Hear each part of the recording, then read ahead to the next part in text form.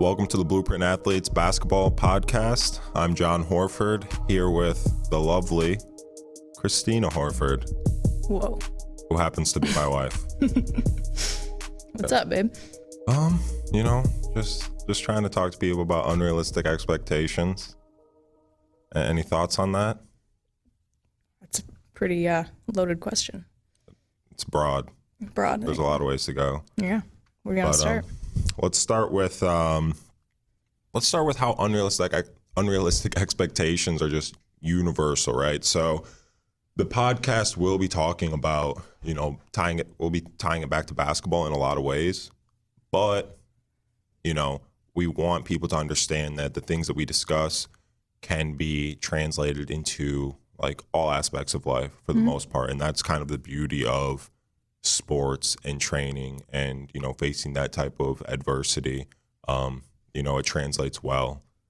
So let's start with, how they're universal, how it's not just a basketball thing. And we'll get to basketball, but, you're in the fitness world, right? You probably see, unrealistic expectations from your clients all of the time. Like people who put in 2 weeks of work, even if it's hard work, and are expecting to have like their dream figure and they don't, and they're crushed because of it. Right. And then, like an example that's non-fitness related, like when I was in high school, for example, I used to say to my mom all the time, like, there must be something wrong with me in my head because I just can't pick up math that well. Like the higher levels of math, like I just cannot pick it up. Like I'm just not good at it at all.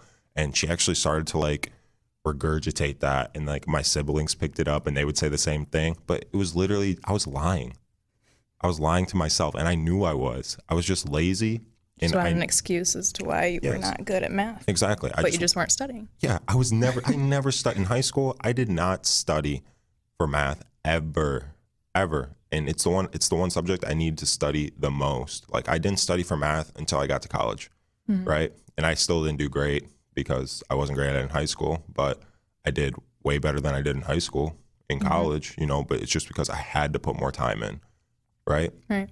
So like anything in life, if you're not putting in a consistent like effort in a productive type way, right, you're not going to get better at it. And even if you are working hard at it and studying, it takes more than like 2 weeks. You know what I mean? Yes. Like you have to be consistent with it. Exactly. Like anything. Yeah, I think that's also part of why it's so important that people do things that they love, because when it's something that you love and you're more invested in, like you're willing to suffer a little bit more than you would. What does it feel like suffering if you love doing it? It doesn't. Or you're willing, because you still are going to go through those hard times, even with things that you love, right? And that's kind of part of like the beauty of the whole process. But it makes it like worth it. Like with math, I was just like with like algebra 2 or something, like whatever, I was just like, dude, like I saw no point. Right. And especially because you weren't trying to be like a mathematician or something. Exactly. So and I hated it. And I don't think I've used it at all since I've left like school, college. Like the last time I used it was grad school. That was it. But like you were talking about how your mom used to make you do soccer. Right? Well, not even just soccer. I mean, travel soccer. Yeah. Like it was... like golf lessons. Like she really wanted me to be a professional athlete. Yeah. Or go to college for it at least. So she's trying to make you do all those stuff, but like, go ahead. Like say what you said to me earlier. Well, yeah, I didn't love soccer like that. Like I enjoyed it and it was fun to like be around friends and stuff, but it wasn't something I wanted to do past high school.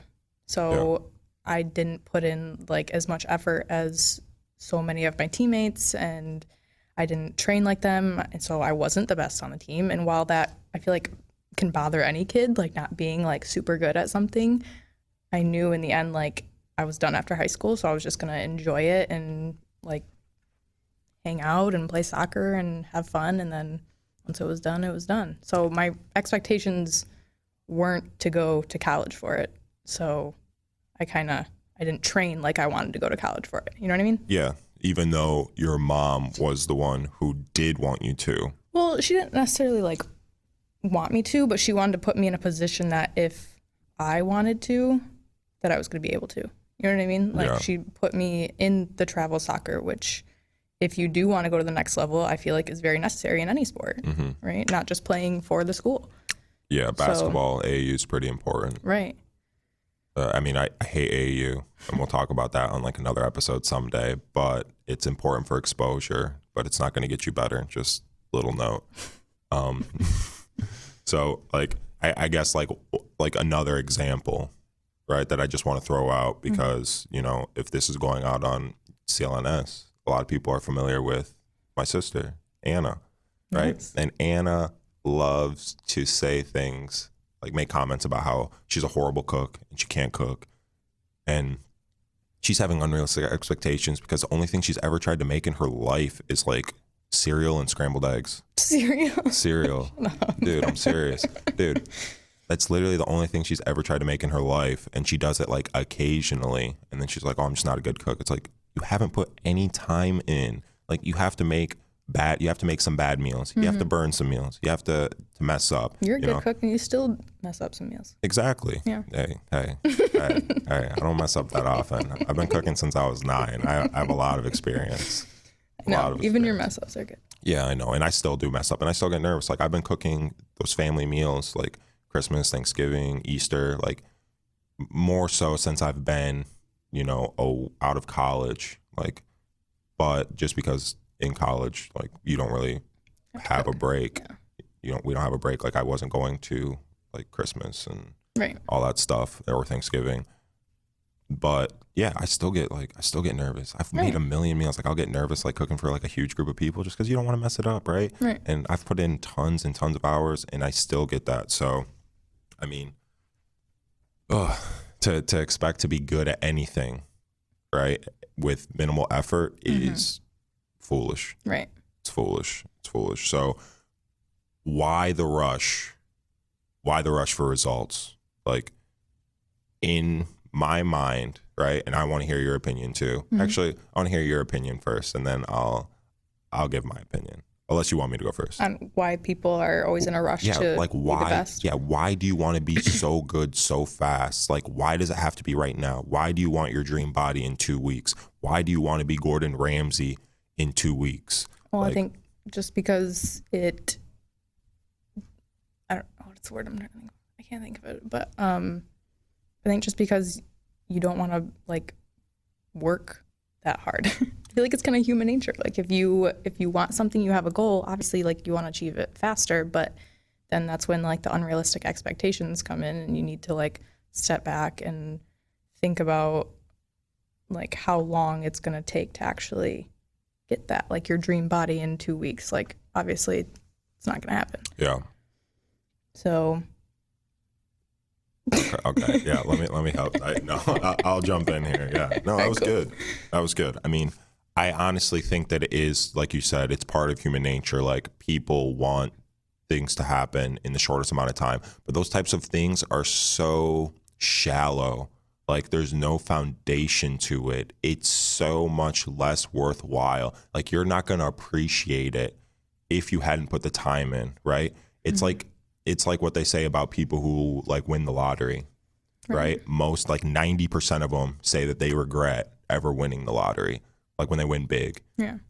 Just because of, you know, what happens to the relationships and, you know, what happens to them and just how they feel. And like, if it's given to you, I feel like you don't value it as much. It's not as special. You don't have those memories. Like, when you go through, when you stay the course, when you travel that path, it's the strength of character gained.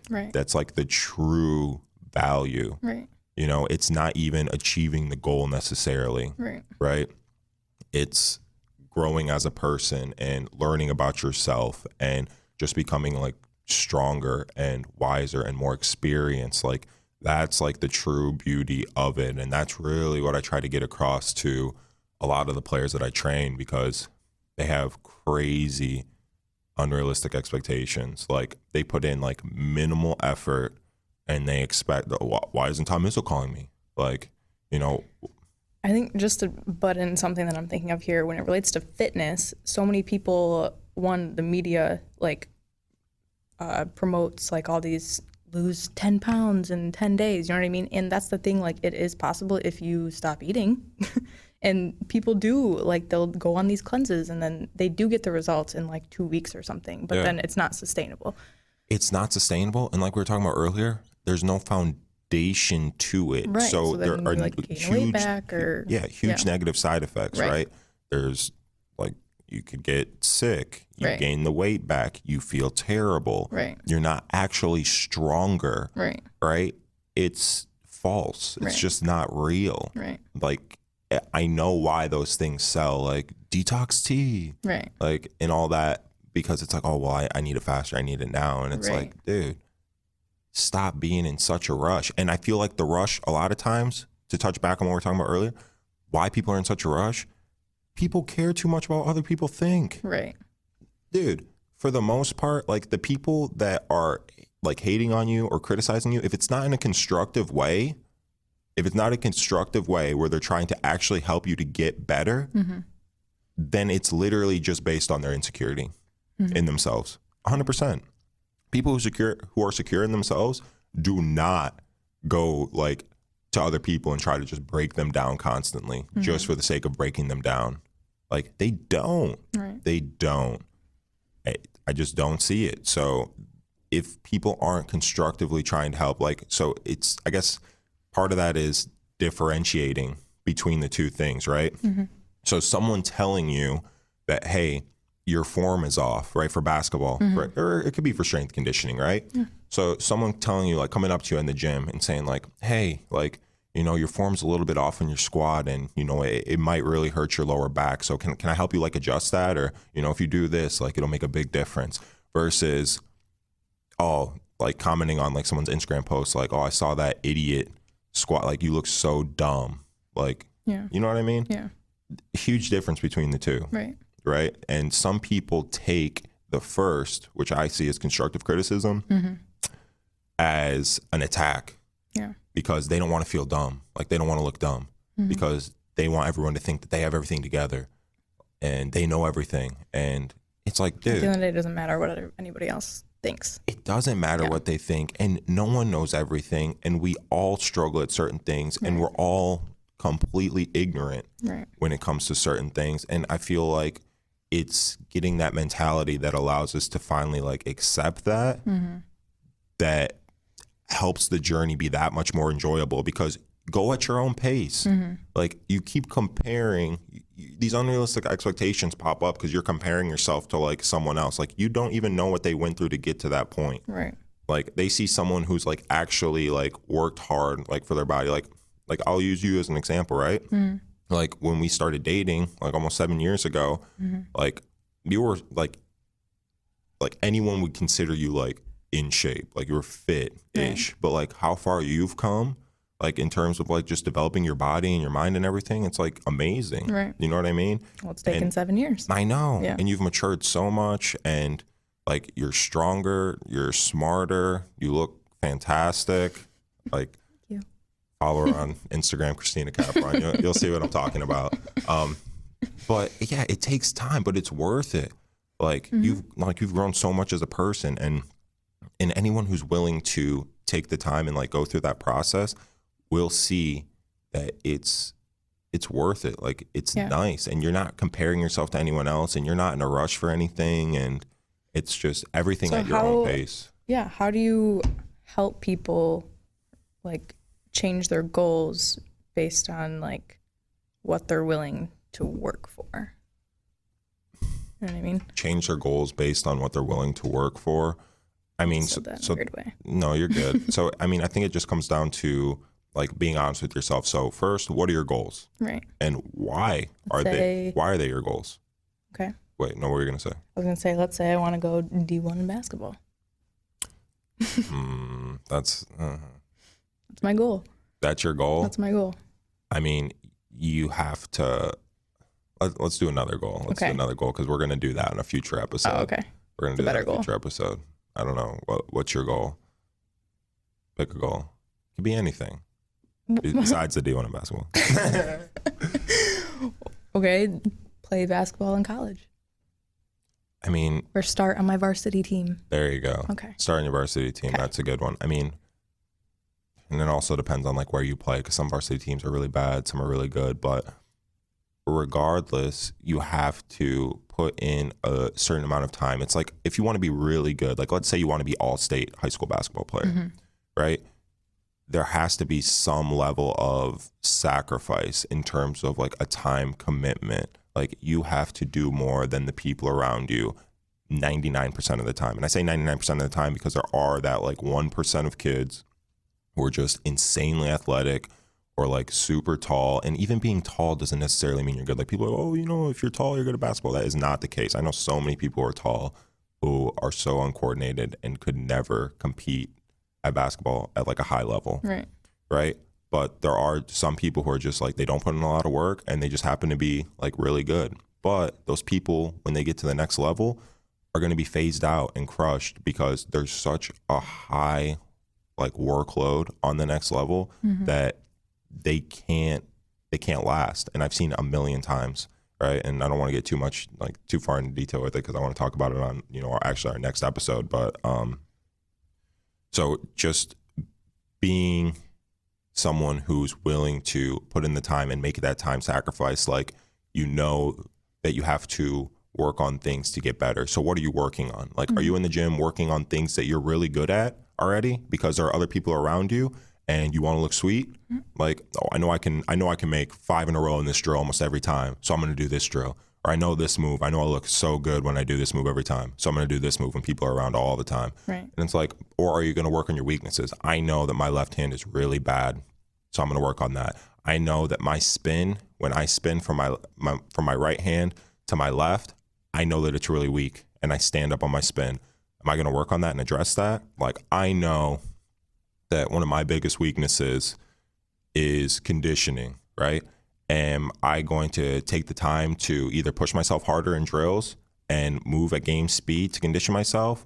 Am I going to come in and get extra conditioning on the court? Like, what are you doing, right, to address your weaknesses, right? A lot of it is just a shift in mentality, right? So I tell kids all the time, right? Change your habits or change your goals. Yeah. Right? You don't have to be all state. You don't have to get a basketball scholarship. If you just want to play basketball and be on the team and just have fun, like sometimes not even play. If you just want to make the team and practice and play occasionally, put in minimal time. Right. Put in minimal time. Be a part of the team. Some of my favorite teammates ever were those guys. Like, and they're just fun guys to have around, and they love to be there, and they wanted to be a part of everything. And that was the reason they did it. I mean, it's tough to be that guy like on the next level because everyone, even the walk-ons, right? And that's a common misconception that like walk-ons on like basketball teams like aren't that good. A lot of walk-ons will bust 95% of basketball players' asses. Like, they're good. But like in high school, right? You don't have to just change your goals, right? You don't have to be a starter. You don't have to be all state. You don't have to get a scholarship, right? Just change your goals. So, I guess the last thing that we can touch on, right? Because we touched on, shifting perspective. You know, why a rush for results? Really, people need to stop caring about what people think so much, right? I guess one last point for the stop caring about what people think. You think that people are thinking about you way more often than people are actually thinking about you. So true. Like, people let it like eat them up forever. Like, oh my God, they're probably just thinking like, dude, no, they're not. Maybe they are occasionally, but even if you cross their mind and it's for 1 minute a day, it's 1 minute a day out of 24 hours. Right. Like, you're a blip. You're a blip on the radar. Like, move on, stop caring, live your life, right? The last thing that I want to touch is that destination mindset that can be dangerous when setting these unrealistic expectations. So when setting these goals, if your whole thing is, even if you are putting in the time, even if you are doing the right things, but your whole thing is, you know, I'm not happy now, but I'm going to be happy when I get there. Like, I'm not happy with, you know, waking up and lifting at 7 a.m. and then going and training basketball for an hour and then doing like rehab and, you know, then coming back later and getting shots and like going through that entire process, right? Yeah.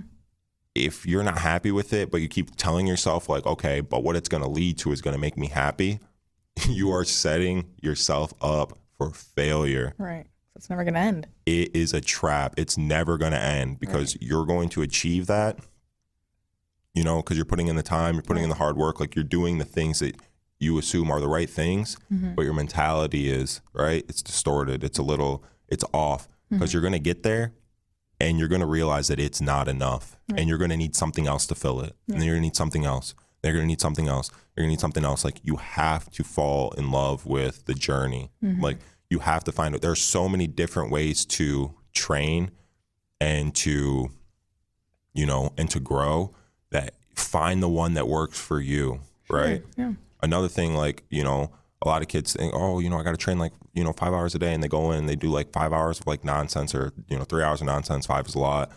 Like it would be way better to go like 4 times a week, 45 minutes, hard, focused, like structured, purposeful type training, right? Than to get in the gym 3 hours a day and just do like nonsense. Right. So it's just a shift in mentality. It's growing up. It's being honest with yourself, like in a way that I feel like a lot of people aren't until they get older. And I don't think that there's a good reason for it to be that way. Like I think that, you know, even middle school kids, a little bit tougher, high school kids definitely are absolutely capable of,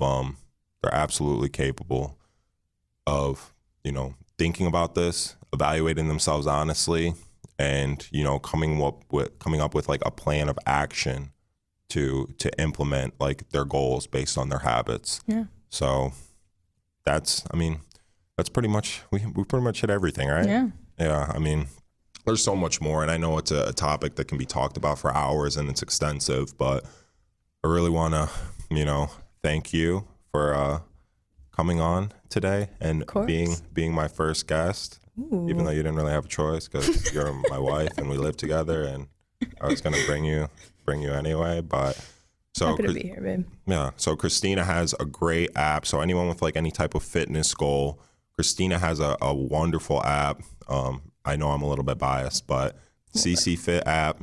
Like if you want to stay structured and you want to actually have a plan, and like you don't know what you're doing when you're in the gym, her fitness guides. Do you call them guides? If you're a female, right? And if you're a male. And if you're a male, the Blueprint Athletes app has a ton of structured training guides for, you know, basketball development on all levels.